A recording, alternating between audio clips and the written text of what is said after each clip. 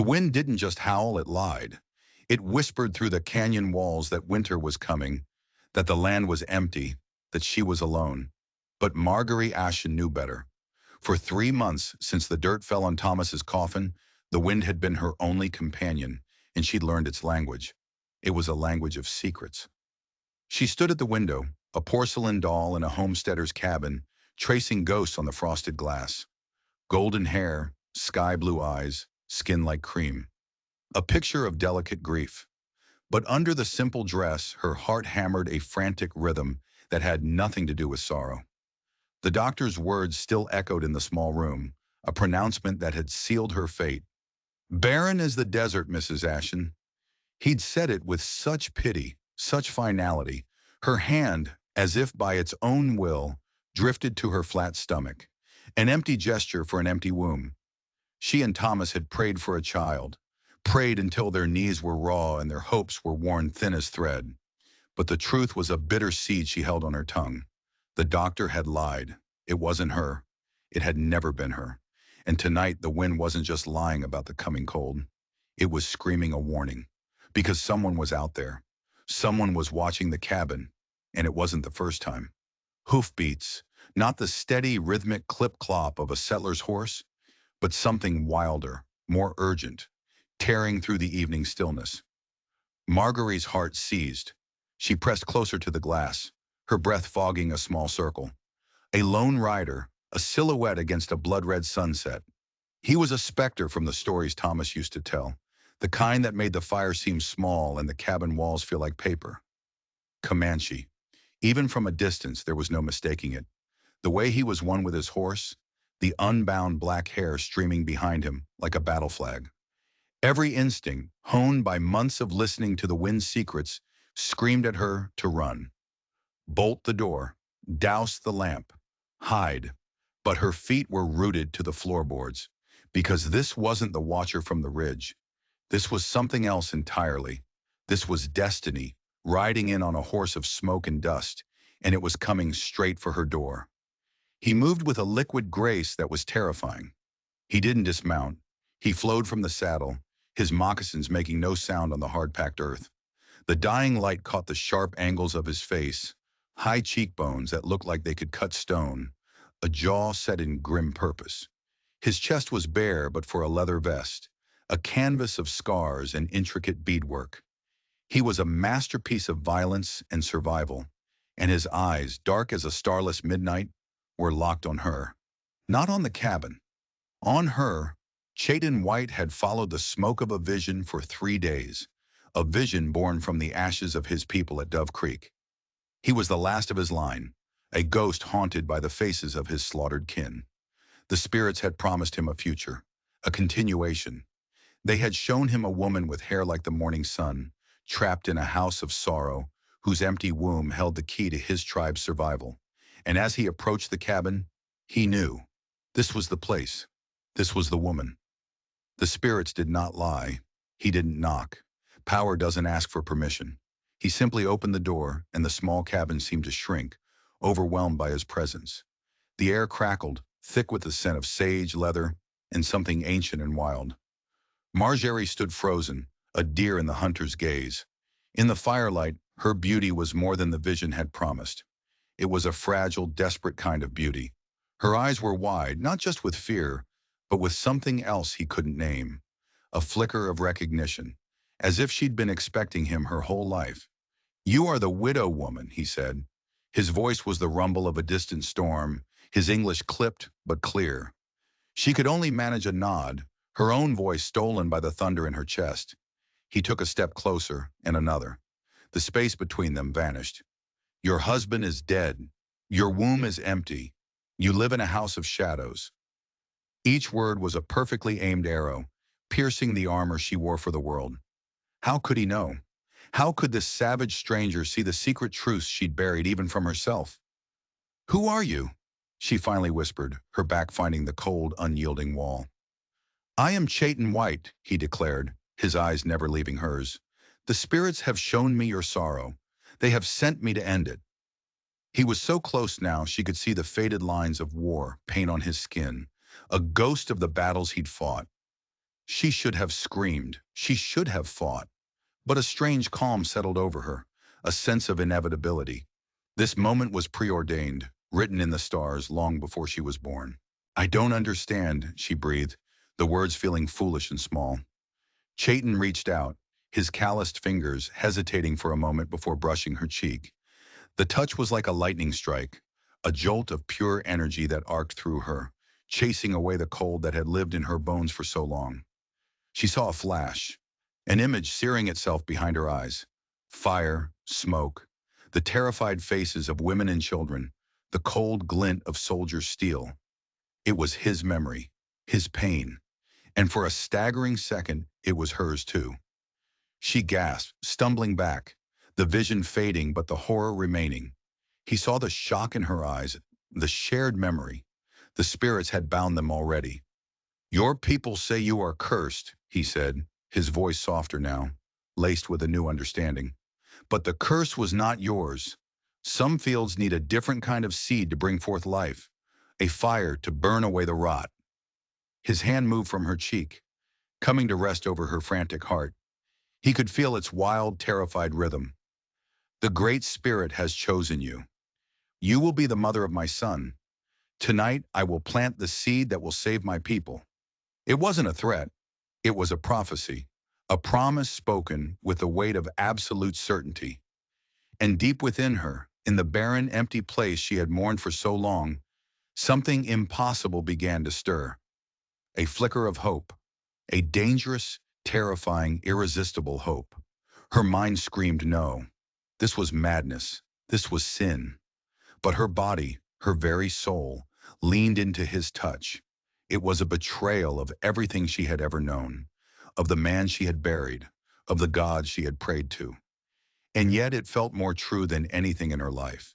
His words hung in the air, thick with power and promise. This wasn't a proposition. It was a declaration of fate. Marguerite's world, once so small and defined by loss, was suddenly tilting on its axis. The fear was still there, a cold knot in her stomach, but it was being consumed by a strange, exhilarating heat. It was the heat from his hand, resting over her heart, a heat that seemed to seep into her very marrow, promising to thaw the winter of her grief. "This is impossible," she whispered, but the words had no force. Her body was already answering him, her breath sinking with his, her skin tingling where he had touched her. She was a ship caught in a current, and all she could do was let it carry her. Chayton saw the war in her eyes, the battle between her world and the one he was offering. He smiled, a rare, startling expression that softened the harsh lines of his face. The white man's medicine is weak. It sees only the flesh. The spirits see the soul. Your soul is not barren, Marguerite Ashen. It is waiting. The sound of her own name on his lips was another shock, another crack in the dam of her resistance. He spoke it not as a stranger, but as if he'd known her for 1,000 years. He lowered his hand, his thumb tracing the seam of her lips with a feather-light touch that sent another shudder through her. The spirits showed me a willing heart. They did not show me a woman taken by force. Tell me their vision was true. She closed her eyes, shutting out the sight of his powerful frame, the mesmerizing intensity of his gaze, trying to find a single anchor to her old life. But all she could feel was the emptiness that had defined her, the pitying looks from the other women in town, the lonely nights in a bed that had grown cold long before Thomas died, the silent, aching shame of a body that had failed its one true purpose. When she opened her eyes again, the savage was gone. In his place stood a man scarred by loss, just as she was. A man carrying the future of his people on his shoulders, a burden far heavier than any she could imagine. She saw his loneliness, a mirror of her own, and in that shared desolation, a fragile bridge formed between them. This wasn't about lust or even about a child. It was about two broken pieces finding a way to become whole. "What do you want from me?" she asked, the question of final surrender. "Everything," he answered, his voice raw with a need that matched her own. "Your faith, your trust, your body. And in return, I will give you what you have always wanted, a child to hold, a reason to live." The wind outside slammed against the cabin, a physical manifestation of the storm inside her. This was the crossroads, the choice that would unmake her entire world. She could send him away, back into the night, and return to her safe, sterile, half-lived existence. Or she could step into the fire he offered, knowing she would be consumed, remade, reborn. She looked into his midnight eyes and saw no deception, only a fierce, desperate honesty. With a hand that trembled, she reached up and touched the faded war paint on his cheek. It was real. He was real. This impossible moment was real. "Show me," she whispered, the words sealing her fate. In his. The fire in the hearth flared, casting their shadows long and dancing on the wall, two worlds merging into one. The cabin seemed to shrink further as Chiton moved, not with the abruptness of a conqueror, but with the deliberate grace of a priest at an altar. He lifted her as if she weighed nothing, his arms a cradle of impossible strength, and carried her to the small bed that had been a vessel of loneliness for so long. He laid her down with a reverence that stole her breath. This powerful warrior, this man who had survived the slaughter of his people, was treating her like something sacred, something infinitely precious. He began to speak in his own tongue, the words a low, rhythmic chant that vibrated through the floorboards and into her bones. They were not words of seduction, but of prayer, an invocation to the ancient spirits he served. His hands, which she knew could kill a man without a thought, moved over her with an agonizing slowness, mapping her body not as a lover, but as a cartographer discovering a new world. Every touch was deliberate, worshipful. He unfastened the simple buttons of her dress, peeling back the layers of her old life, exposing her to the flickering firelight in his smoldering gaze. She had never felt so vulnerable or so beautiful. "The vision did not lie," he murmured, his voice thick with an emotion that was part desire, part awe. "You are the moon given flesh." When she reached for him, her fingers tracing the roadmap of scars on his chest, each one a silent testament to his will to survive, he caught her hand. His grip was gentle but firm. "Are you certain?" he asked again, his eyes locking with hers, demanding absolute truth. "There is no turning back from this fire. The woman who wakes in the morning will not be the one who lay down tonight." She thought of Thomas, of the guilt that should have been tearing her apart. But the feeling was distant, muted. Her life with Thomas had been a quiet, gentle thing. This was a tempest, a wildfire. It was life itself, in all its terrifying, beautiful ferocity. "I am certain," she said, her voice clear and strong. "I have been a ghost for too long. Show me how to be real." His lips came down on hers then, and it was not a kiss of passion, but of sealing a pact between two souls, two worlds, under the watchful eyes of gods she had never known. The night became a blur of sensation, a symphony of touch and sound that erased time. He introduced her to a passion so profound, so elemental, it felt less like an act of the body and more like a joining of spirits.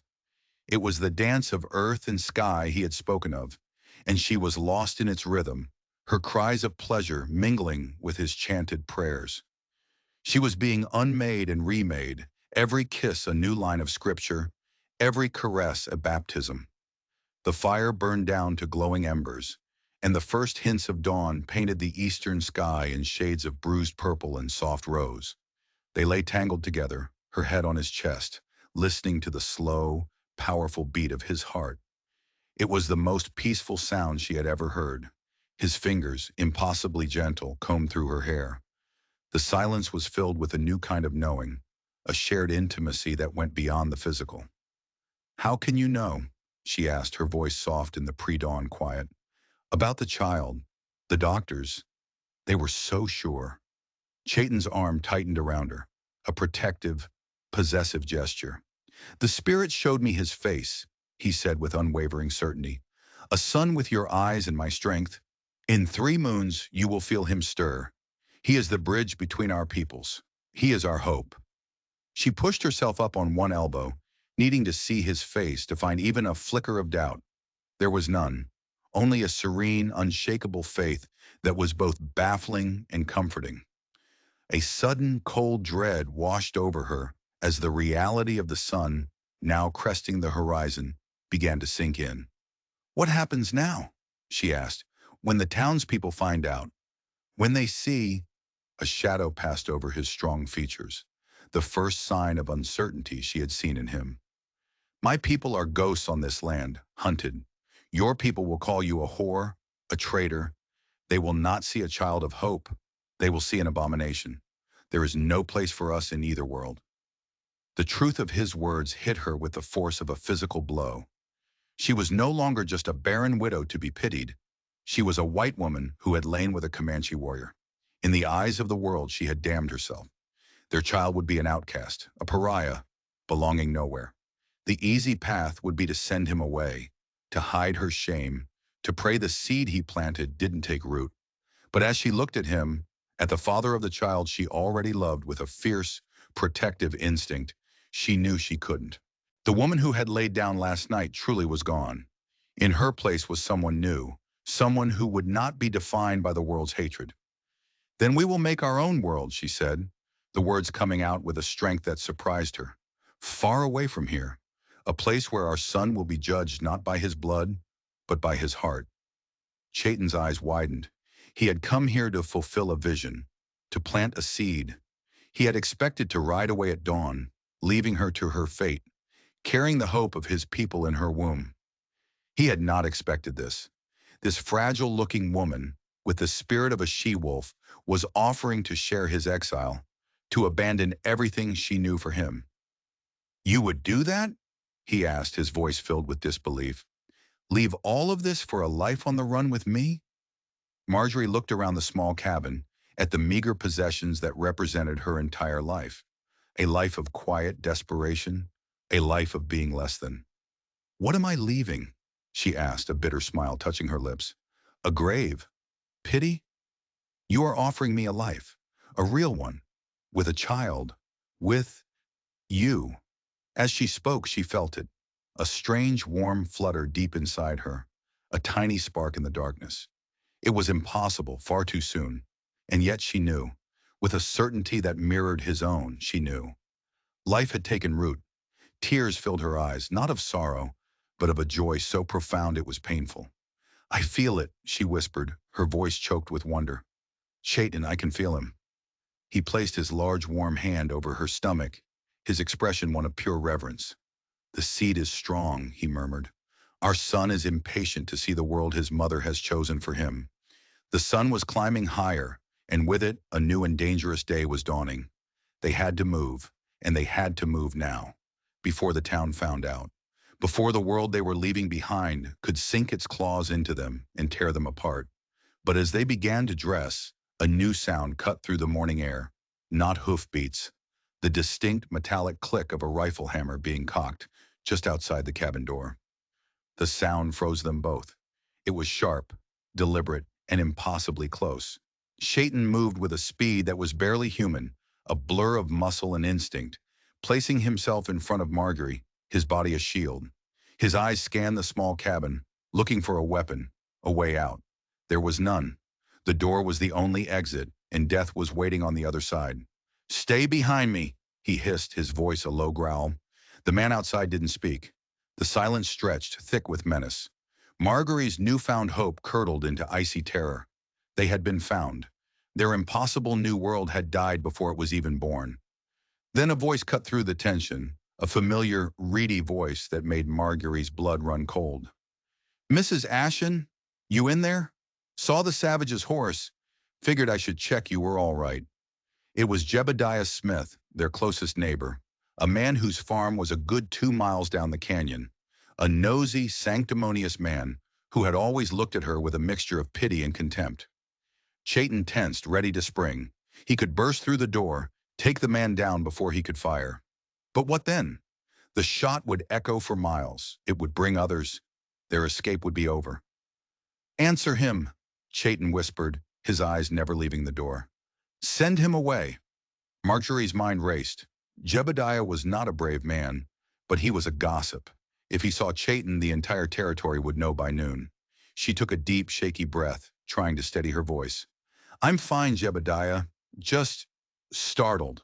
A lone rider passed by, but he meant no harm. Her voice sounded thin and unconvincing, even to her own ears. Outside, there was another long pause. She could almost hear the gears turning in his suspicious mind. You sure about that, Marjorie? Thomas always said you can't trust them folk. Why don't you open up so I can see for myself you ain't been harmed? This was it, the moment of truth. Chayton looked at her, his dark eyes asking a silent question. She saw the answer in them. He would kill this man to protect her, to protect their child. And in that moment, she knew she would let him. The woman she had been yesterday would have been horrified, but that woman was gone. A fierce, primal instinct had taken root alongside the new life in her womb. Suddenly, an idea sparked in her mind, a desperate, dangerous gamble. She walked to the hearth and picked up the heavy iron poker, its tip still warm from the night's fire. She met Chayton's gaze and gave a single sharp nod. Then she took a deep breath and screamed. It was a raw, blood-curdling sound of pure terror. She put every ounce of her fear and desperation into it. Outside, Jebediah shouted her name. The flimsy cabin door burst open, and he stood there, his rifle raised, his eyes wide with a mixture of fear and righteous anger. He saw Marguerite, her dress torn at the shoulder, the iron poker clutched in her hand. He saw the towering Comanche warrior standing over her. He saw exactly what he expected to see. His face hardened, a grim satisfaction settling over his features as he leveled the rifle at Chayton's chest. "Get away from her, you filthy heathen," he snarled. But his focus was entirely on Chayton. He never saw Marguerite move. She swung the heavy poker with all her strength, not at him, but at the rifle. The iron bar connected with the wooden stock with a sickening crack. The rifle flew from Jebediah's hands, discharging with a deafening roar as it hit the floorboards, the bullet burying itself harmlessly in the ceiling. Jebediah stared at his empty hands, then at her, his face a mask of disbelief. Before he could recover, Chayton was on him. It wasn't a fight, it was a storm. In seconds, Jebediah was on the floor, bound tightly with strips of leather from Chayton's saddlebag, a gag stuffed in his mouth. He lay there, sputtering and helpless, his eyes promising murder. They had bought themselves time, but the gunshot had been a dinner bell, calling every bounty hunter, every vigilante, every curious neighbor for miles around. Their window for escape had just shrunk from hours to minutes. Chayton was already moving, his actions economical and precise.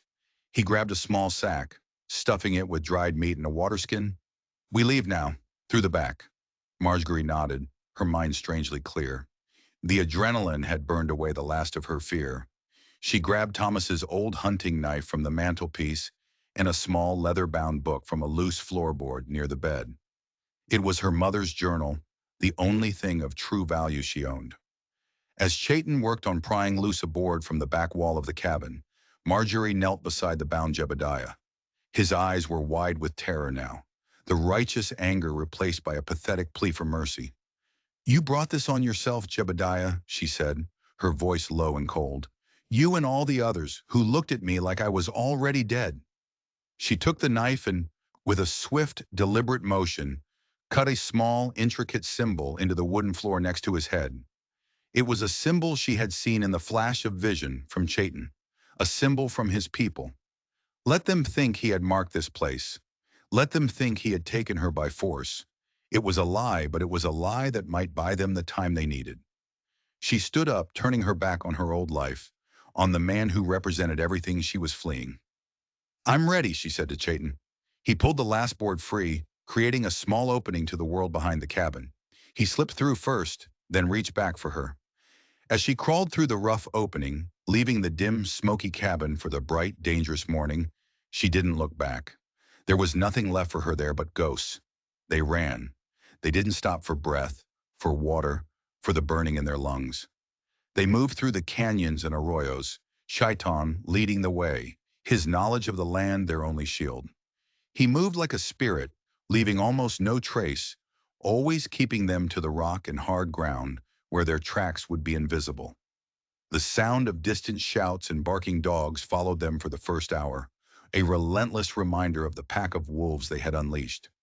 Marjorie's body, unused to such exertion, screamed in protest. Her legs felt like lead, her lungs were on fire, but every time she thought she couldn't take another step, she would feel that tiny, insistent flutter in her womb, a secret promise that fueled her resolve. This was for him, their son. The sun beat down, merciless and white-hot. By midday, they had put miles between themselves and the cabin, the sounds of pursuit fading into the vast silence of the wilderness. Chayton finally led them to a narrow crevice hidden behind a curtain of sun-bleached rock. Inside it was cool and dark, a small spring seeping from the stone, offering life-giving water. Marguerite collapsed, gulping the water from his cupped hands, the cool liquid a balm to her raw throat. She looked at him, truly looked at him, not as a mystical savior or a terrifying warrior, but as the man who had just saved her life, the man to whom she had bound her fate. "They'll follow," she said, her voice raspy. "They'll send marshals, rangers." "Let them," Chayton said, his eyes scanning the horizon, even from their hiding place. "They are hunting a ghost. They look for a Comanche who stole a white woman. They will not be looking for a husband and wife seeking a new home." He reached into his pouch and pulled out something small. It was a ring, crudely but beautifully fashioned from a bent piece of silver and a single polished turquoise stone. It wasn't the gold band Thomas had given her, a symbol of a life that had turned out to be a lie. This was something else, something forged in fire and necessity. He took her left hand, his calloused fingers surprisingly gentle, and slid the ring onto her finger. It was a perfect fit. "In the eyes of my people, you are now my wife," he said simply. "Marguerite White, my blood protects you. My spirit walks with you." Tears welled in her eyes. It was a wedding ceremony in a dusty crevice, with the threat of death hanging over them. It was the most romantic thing that had ever happened to her. But as she admired the ring, her fingers brushed against the small leather pouch at his belt. It was intricately beaded, the pattern familiar, a starburst of blue and white beads. Her blood ran cold. She had seen that pouch before, not in a vision, in her own home, hidden at the bottom of Thomas's trunk, tucked away with his service medals from a brief, inglorious stint in the militia. He had told her it was a trophy, taken from a skirmish near Dove Creek. A skirmish. Chayton had said his people were massacred at Dove Creek. The world stopped. The air in the small cave grew thin, impossible to breathe. The man who had just saved her, the man who had put his ring on her finger, the father of her child. He was the sole survivor of a slaughter her late husband had participated in. Thomas, her gentle, kind Thomas, had been a part of the horror she had seen in Chayton's memory. The foundation of her entire life crumbled to dust. She was married to her husband's victim, and she was carrying the child of her husband's enemy. The irony was so cruel, so monstrous, it threatened to shatter her mind. She snatched her hand back as if she'd been burned, her eyes fixed on the beaded pouch. The beautiful, intricate pattern now seemed to mock her, a symbol of a bloody, unforgivable secret that bound all three of them, her, Chayton, and the ghost of her dead husband, in a twisted knot. Chayton saw the look on her face, the sudden, stark horror that replaced the tearful joy of moments before. His warrior's instincts went on high alert. "What is it?" he asked, his voice sharp. "What did you see?" Marjorie couldn't speak. Her throat was constricted with a grief so profound it was suffocating. It was grief for the man she thought Thomas was, grief for the simple, uncomplicated world she had lost, grief for the impossible situation she now found herself in. How could she tell him? How could she say the words? "My husband helped murder your family." The confession would be a chasm between them, a canyon of blood that no bridge could ever span. He would look at her and see not the mother of his child, but the wife of his enemy. He might leave her. He might even kill her. She backed away from him, scrambling to the other side of the small cave, the hunting knife she'd grabbed from the cabin, now feeling heavy and cold in her hand. "The pouch!" she finally choked out, pointing a trembling finger at his belt. "Where did you get it?" A flicker of confusion crossed his face, followed by a dawning, terrible understanding as he followed her gaze. He touched the pouch, his expression hardening into a mask of stone. "It was my mother's," he said, his voice flat and devoid of emotion. "She was making it for my father when the soldiers came. I took it from her body, after they were gone." The simple, brutal words were like a physical blow. Marjorie doubled over, a wave of nausea sweeping through her. She saw it all again, the vision he had unwillingly shared with her. But this time it was worse, sharper. She saw the soldiers, their faces twisted with hate. She saw the smoke, the fire, and she saw Thomas, her Thomas, standing among them, his face impassive, a rifle in his hands. He hadn't just been there, he had participated. "My husband," she whispered, the words tearing from her throat. "He had one, just like it. He said, he said it was a trophy." Chayton went utterly still. The air in the cave became thick, heavy, charged with a violence that was more terrifying than any physical threat. He didn't move, didn't speak. He just watched her, his midnight eyes unreadable, searching her face for the truth. In that moment, he was not the gentle lover, not the prophesied savior. He was the last son of the Thunder Clan, the survivor of a massacre, and she was the wife of one of the murderers. The silence was absolute. The only sound was the frantic drumming of her own heart. She was standing on a knife's edge, and any move, any word could send her plunging into the abyss. He had every right to hate her, every right to abandon her to the men who were hunting them. She closed her eyes, waiting for the verdict. When he finally spoke, his voice was a low, dangerous rumble, the sound of rocks grinding together deep beneath the earth. "Your husband, the man you mourned, was a killer of women and children." It wasn't a question. It was a statement, a fact that now lay between them like a freshly dug grave. "I didn't know," she pleaded, tears streaming down her face. "I swear to you, Chatan, I never knew. He told me it was a skirmish, a battle with warriors." Her words trailed off, lame and pathetic in the face of the monstrous truth. What did it matter what she knew? The blood was still on her husband's hands, and, by extension, it stained her too. He took a slow step toward her. She flinched, her hand tightening on the hilt of the knife. He stopped, seeing the fear in her eyes, seeing the weapon she held. A bitter, mirthless smile twisted his lips. "You think I would harm you?" he asked, his voice laced with a pain that was deeper than anger. "You carry my son. You are my wife. Your husband's sins are not your own." He looked away from her then, his gaze turning to the sliver of bright, unforgiving sky, visible from the mouth of the cave. "But the spirits, they have a strange sense of humor. They send me to the wife of my enemy to save the bloodline he tried to extinguish." The revelation settled over them, a shroud of poison and grief. The pure, simple future they had dreamed of just hours before was gone, tainted by the blood of the past. Their son would not just be a bridge between two peoples. He would be a bridge over a river of bad blood, a living testament to an unforgivable crime. "What do we do now?" she whispered, her voice small and broken.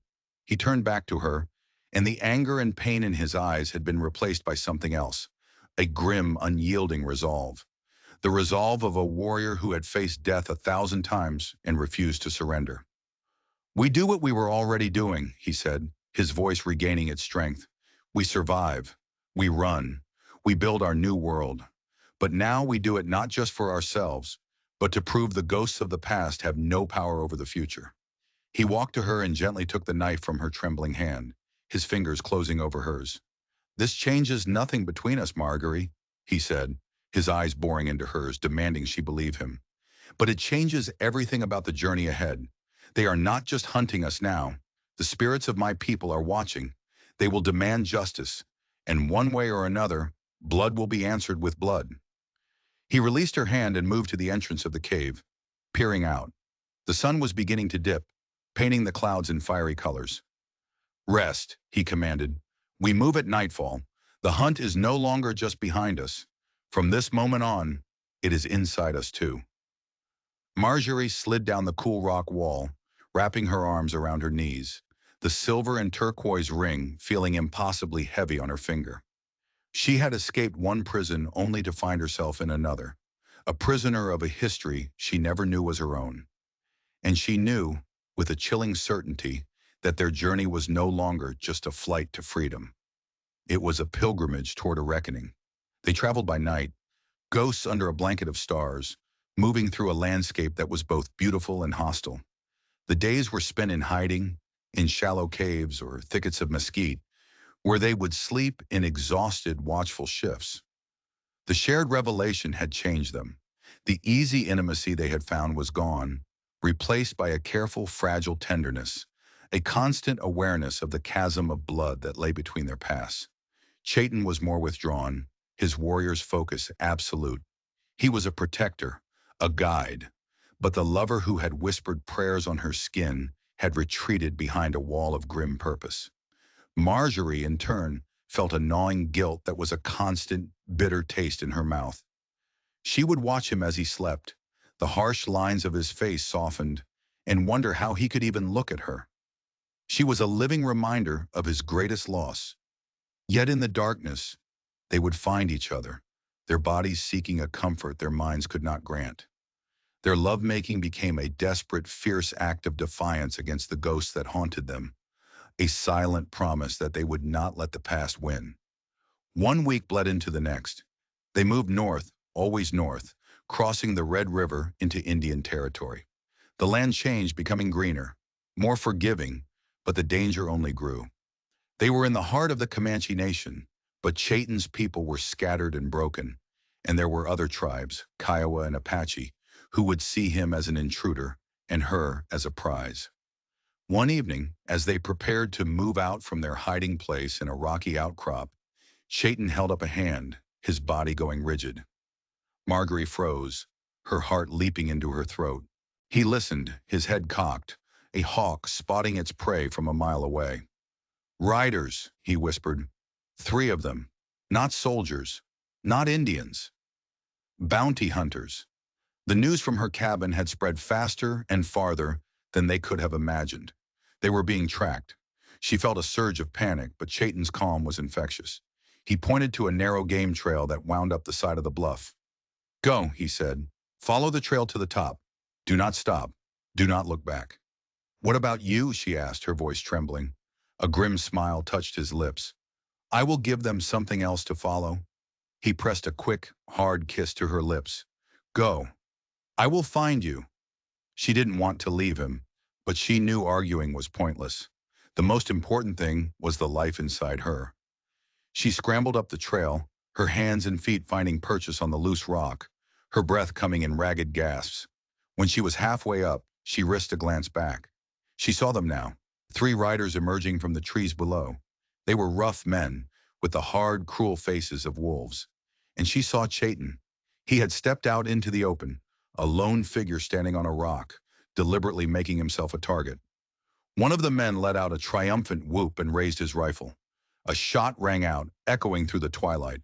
Marjorie screamed, her hand flying to her mouth. But Chaitin was gone. He had vanished from the rock as if he were never there. The bounty hunters spurred their horses forward, riding toward the spot where he had been, straight into the trap he had set for them. Marjorie forced herself to keep climbing, tears blurring her vision.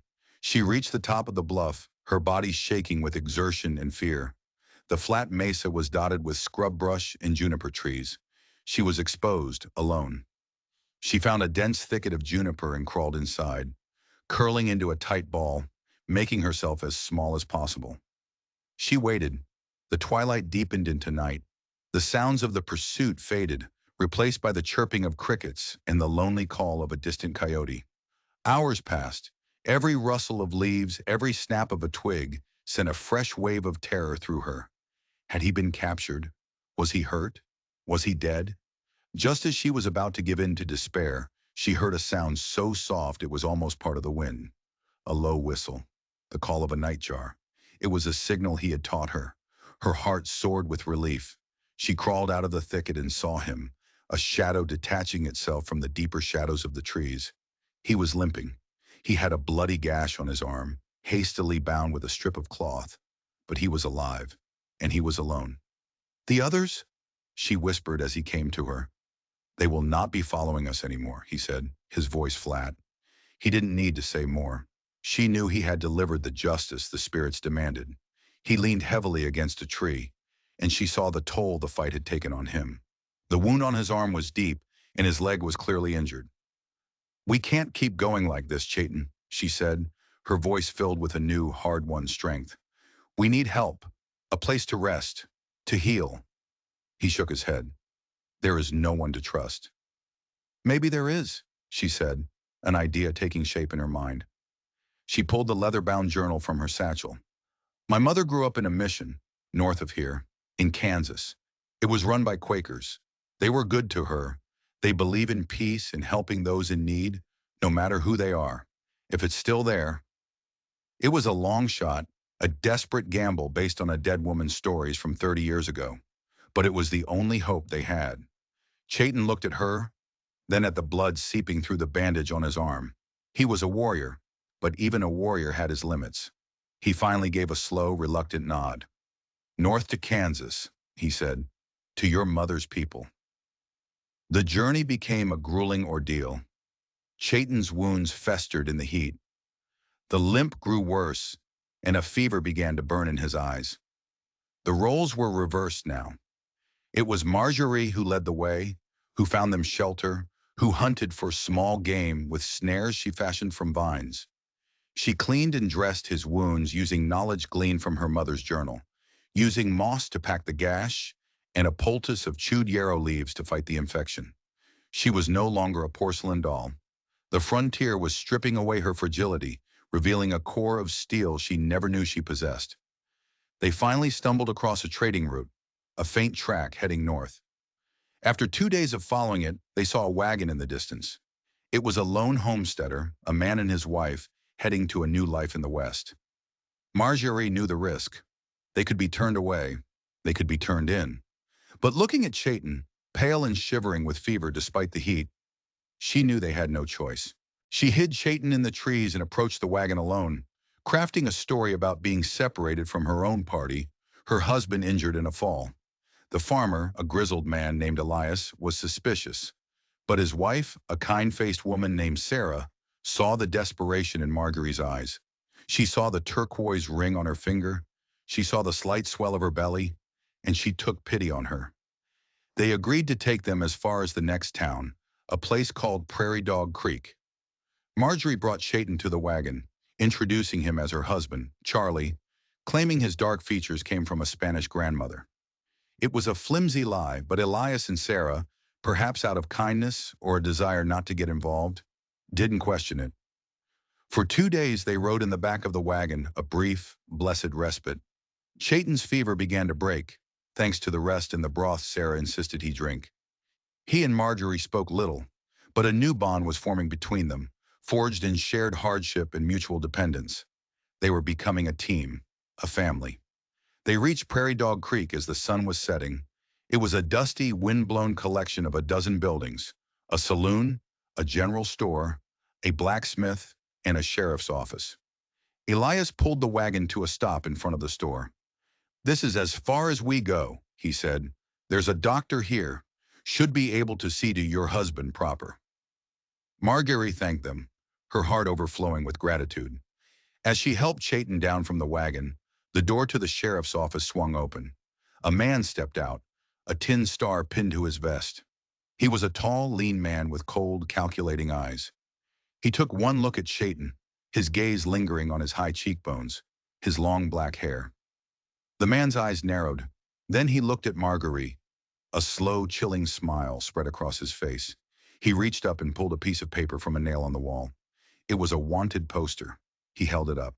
On it was a crude but unmistakable sketch of Chayton, and beside it, a sketch of her. "Well, well, well," the sheriff said, his voice dripping with satisfaction. "Chayton White and the widow Ashen. There's a $500 bounty on your head, warrior, and 100 on hers. Looks like my luck has finally changed." Their fragile hope shattered into a million pieces. They had run straight from the frying pan into the fire. The sheriff, a man who introduced himself as Ramsey, was smug and confident. His two deputies, both burly and slow-witted, flanked him, their hands resting on their pistols. The street, which had been empty moments before, began to fill with curious townspeople, drawn by the commotion. Their faces were a mixture of fear, hatred, and morbid curiosity. They looked at Chayton like he was a caged animal, and at Marjorie with a contempt that was even worse. "Traitor!" one woman hissed, spitting on the ground near Marjorie's feet. Chayton tensed, a low growl rumbling in his chest, but Ramsey just laughed. Easy there, Chief. Wouldn't want to get yourself killed before you have a chance to hang. He gestured with his pistol toward the jail. You two are coming with me. Marjorie's mind was a whirlwind of panic. This couldn't be the end. She wouldn't let it be. As one of the deputies reached for her, she did the only thing she could think of. She cried out and collapsed, clutching her stomach, her face contorted in a mask of agony. The baby! She screamed, her voice filled with genuine terror. Something's wrong with the baby! The deputy froze, his hand hovering in the air. The crowd murmured, their hostility momentarily forgotten in the face of a potential crisis of childbirth. Even Ramsey looked uncertain. Dealing with a dangerous outlaw was one thing. A pregnant woman in distress was another matter entirely. It was a complication he hadn't planned on. Get the doctor! Someone shouted. A man pushed his way through the crowd. He was older, with a kind, weary face and a black medical bag in his hand. Let me through. I'm Dr. Finch. Ramsey hesitated for a moment, then nodded curtly. See to her, but no funny business. She's still my prisoner. The doctor knelt beside Marge Gary, his touch gentle and professional. She continued her charade, moaning and writhing, buying them precious seconds. Chayton stood over her, his hands bound in front of him, his face a mask of concern that was not entirely feigned. He watched the doctor, he watched Ramsey, he watched the crowd. His mind was working, calculating angles, searching for an opening, a weakness. Dr. Finch looked up at the sheriff, his expression grave. I can't treat her here in the street. She needs to be taken inside, laid down somewhere. The shock could be making her condition worse. Ramsey cursed under his breath. He pointed to a small building next to the sheriff's office. It was the doctor's infirmary, a one-room clinic. Take her in there. You, he said, pointing a thumb at Chayton. You're going in the cell. No, Marguerite cried, reaching a hand out for Chayton. Please, he's my husband. I need him with me. Ramsey laughed, a harsh, ugly sound. He's a murderer and you're his whore. You don't need anything but a rope. Now move it. Two deputies dragged a resisting Chayton toward the jail cell, while Dr. Finch, with the help of a woman from the crowd, helped Marguerite into the infirmary. The room was clean and smelled of antiseptic. They laid her on a narrow cot. The woman, whose name was Martha, began bustling around, fetching water and cloths. Dr. Finch closed the door, shutting out the prying eyes of the town. He turned to Marjorie, and the professional concern on his face was replaced by a sharp, intelligent gaze. How far along are you? He asked, his voice low. About 4 months, she whispered, deciding the truth was her only option.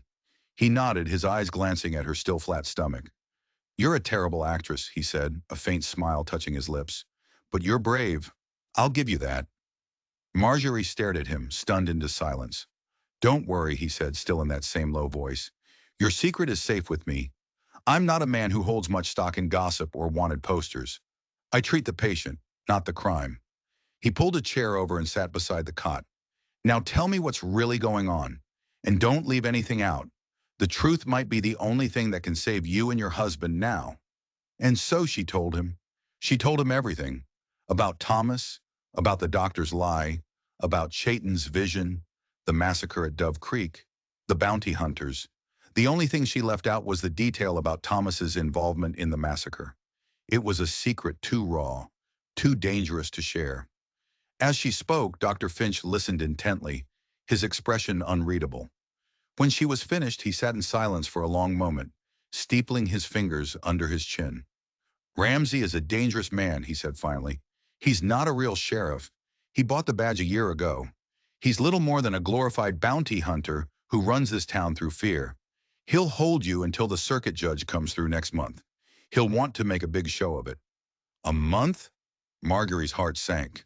We don't have a month. They'll kill him. Yes, the doctor agreed grimly. They will, unless we get you out of here first. He stood up and went to a cabinet, pulling out a small brown bottle. This is laudanum, a powerful sedative. Martha is a good woman, but she's a terrible gossip. I'm going to give her a dose for her nerves. She'll sleep for 12 hours. That will take care of one of my problems. He then looked at her, his eyes serious. Ramsey keeps the cell keys on a hook right inside his office door. He and his deputies spend most of the night drinking in the saloon across the street, but they're never all gone at once. There's always one man on duty. He paused, a plan forming in his mind. He has a weakness, though, a bad tooth, complains about it constantly, especially when he drinks whiskey. He looked Margery straight in the eye. Tonight, around midnight, you're going to have another episode. A bad one. I'll be called from my home. I'll send Martha to fetch the deputy on duty, telling him I need his help to hold you down. When he comes in here, he left the sentence hanging, letting her fill in the blank. It was a crazy, desperate plan. So much could go wrong, but it was a chance. The only one they were going to get. Why? She asked him, her voice barely a whisper. Why are you doing this? A sad, distant look came into the doctor's eyes. 20 years ago, my wife was a Cherokee woman. We had a daughter. When the town found out she wasn't my servant, but my wife, they ran us out. We fled north, but the winter was hard. My wife and daughter, they didn't make it. He looked at Marjorie's stomach. No one should be judged for who they love, and no child should be born into a world of hate. I couldn't save my family. But maybe, just maybe, I can help save yours. The hours crawled by. Night fell, and the sounds of drunken laughter and tinny piano music drifted over from the saloon. Martha, having been given a calming tonic by the doctor, was snoring softly in a chair in the corner. Marjorie's nerves were stretched to the breaking point. At a few minutes before midnight, she began to scream. Dr. Finch, who had been waiting at his home nearby, came rushing in just as planned. He sent the now awake and flustered Martha to fetch the deputy. A few minutes later, the deputy, a large, brutish man named Cletus, swaggered in, smelling of cheap whiskey. What's all the racket? He grumbled. The sheriff ain't gonna like this. She's having convulsions. Boydier, the doctor said, his voice urgent. I need you to hold her legs down while I give her a sedative. Cletus grunted and moved to the end of the cot, grabbing Marjorie's ankles. As he bent over, Dr. Finch moved behind him, a heavy glass bottle in his hand. He brought it down hard on the back of the deputy's head. Cletus crumpled to the floor without a sound. It had worked. Step one was complete. Now for the keys, the doctor whispered, his heart pounding. He slipped out the door and crept across the few feet of darkness to the sheriff's office. Margery waited, her breath held, every second an eternity. He was back in less than a minute, a ring of iron keys clutched in his hand. He helped her up. The cell is at the back. Be quick. I'll tie up the deputy and Martha. It won't hold them for long once they wake up. She moved to the door but paused, turning back to him. Thank you, she said, her voice thick with emotion. I don't know how we can ever repay you. Dr. Finch gave her a small, sad smile. Just live, he said. Live and be happy. That will be payment enough. Your horses are at the livery. I paid the boy to have them saddled and ready. He thinks you're leaving at first light. Go north. Don't stop until you reach the border. Now go. Marjorie slipped out into the night, the keys cold and heavy in her hand. The jail was a small stone building attached to the office. The lock was heavy and old, but one of the keys fit. It turned with a loud, grating groan. The door swung inward, revealing a small, dark space. Shaitan was on his feet in an instant, a silent shadow in the darkness. Margery, he breathed, his voice a mixture of relief and disbelief. She unlocked his cuffs, and his arms went around her, holding her tight. The doctor, she whispered. He helped us. We have to go. Now. They slipped out of the jail and crept through the back alleys of the town, staying to the shadows. The livery stable was at the far end of the street. A sleepy-eyed boy gave them the reins to their horses without a second glance. They mounted up and without a word urged the horses into a walk, moving slowly and quietly until they were clear of the town. Once they were on the open prairie, under the vast, starry sky, they gave the horses their head. They galloped north, the wind whipping at their faces, the sound of the horses' hooves, a thunderous drumbeat of freedom. They had escaped, but they both knew it wasn't over. Ramsey was not a man to let a $500 bounty slip through his fingers. He would come for them, and when he did, there would be no more tricks, no more escapes. There would only be a final, bloody confrontation. As they rode, Margery felt a new sense of purpose. She was no longer just a survivor. She was a fighter. She had faced down her past, faced down her enemies, and she had won. And she would keep on fighting for her husband, for herself, and for the child that was their future, their bridge, their impossible, beautiful hope.